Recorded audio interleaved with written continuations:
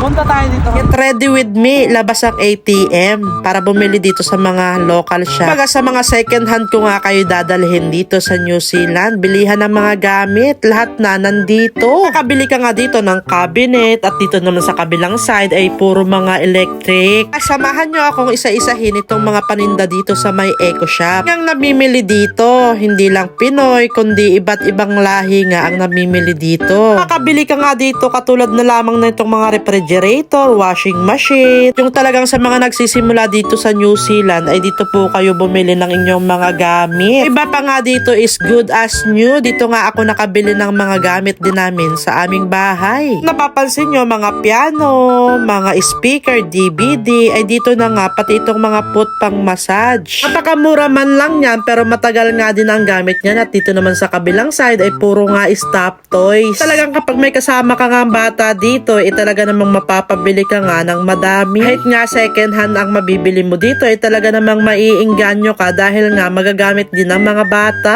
Ito naman sa kabilang side ay makakabili ka nga dito ng TV, laptop. Opo, laptop nandito na din kaya nga tuminingin nga ako nitong isa. Dollars nga ang presyo niyan pero hindi naman ako gumagamit nga niyan at dito naman sa kabila nga ito ay meron ngang DVD. Dami nga mga paninda dito, siguro ito yung mga nagsarang mga tindahan dito nung COVID. Hindi na nga nagpatuloy pati na yung mga pan-display sa bahay. Talagang mura mo na lang na mabibili dito. Second but sometimes they are new. Sipag ka nga lang ditong mangkalkal ay talaga namang makakakuha ka nga ng mga brand new. Talagang nakakatuwa lang dito kapag hindi ka nga mapili o kaya naman hindi ka maarte, dito ka na nga pumunta at nang makatipid ka pa. Mahal ng cost of living dito ay talaga namang kailangan ay diskarte na nga sa panahon ngayon. Dito naman sa kabilang side makakabili ka nga dito ng vacuum. Dito nga din namin nabili yung aming vacuum. Blood na lamang nitong magjowa na ito. Siguro nagsisimula din sila dito sa New Zealand at dito na nga din sila namili. Di na nga siguro nila iniisip na kung sino man ang gumamit nito. Ang iniisip nila siguro ay nga makatipid nga. Dito naman sa kabilang side ay makakakita ka nga ng mga ganitong roses.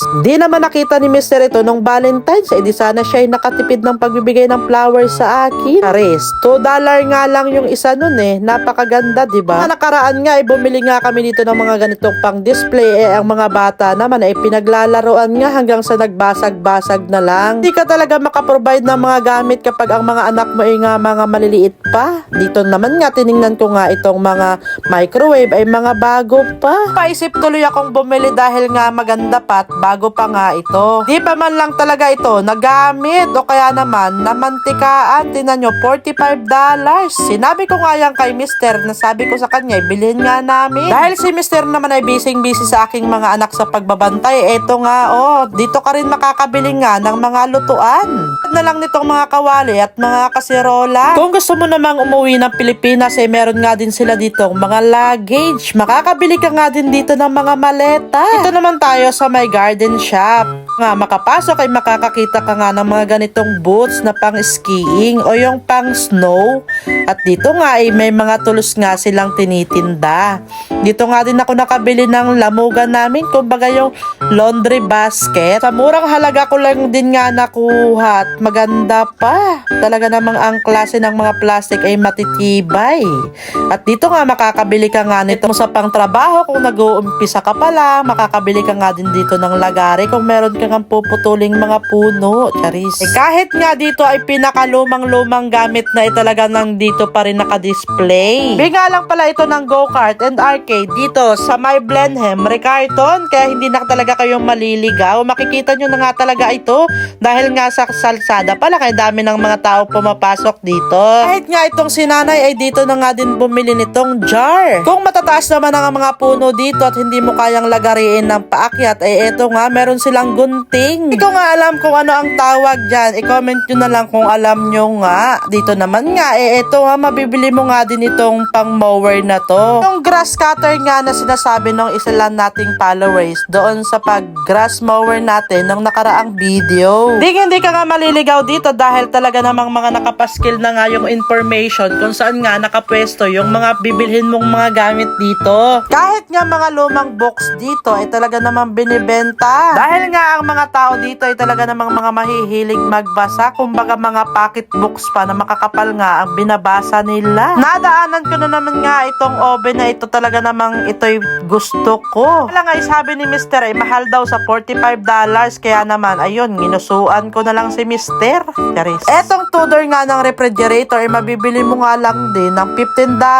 Temo nyo nga yan, $15 mabibili nyo, kaya lang yan ay may amoy. Akamura ka nga naman talaga dito. Dito nga is may warning sign nga yan na no warranty. Kaya naman hindi nila ginagaranty Na mapapalitan pa nga nila yon. Lahat naman ito ay dumaan sa mga quality check. Nga nila ibinenta dahil nga yung ibang mga parts nito ay mga wala na, minsan nga mga putol pa.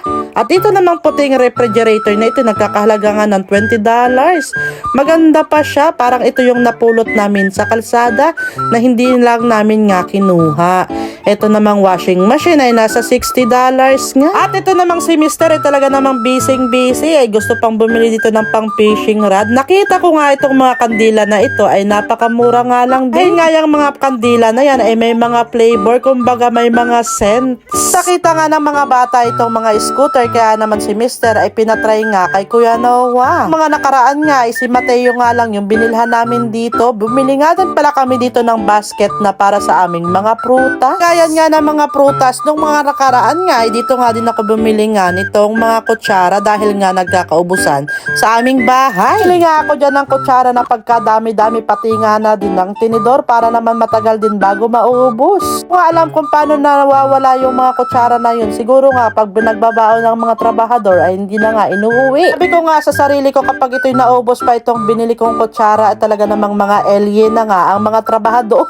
Talaga namang nakakahiya pag may mga bisita kay wala kang mailabas na kutsara. Naglakad nga lang pala kami dyan dahil nga malapit lang din ito sa bahay at daladala na nga namin yung mga scooter at mga pinamili pa naming iba. Siya, bago nga matapos ang video na ito, i-comment mo nga kung taga saan ka para ma-shoutout kita sa susunod na video. Salamat sa walang sawang pagsuporta.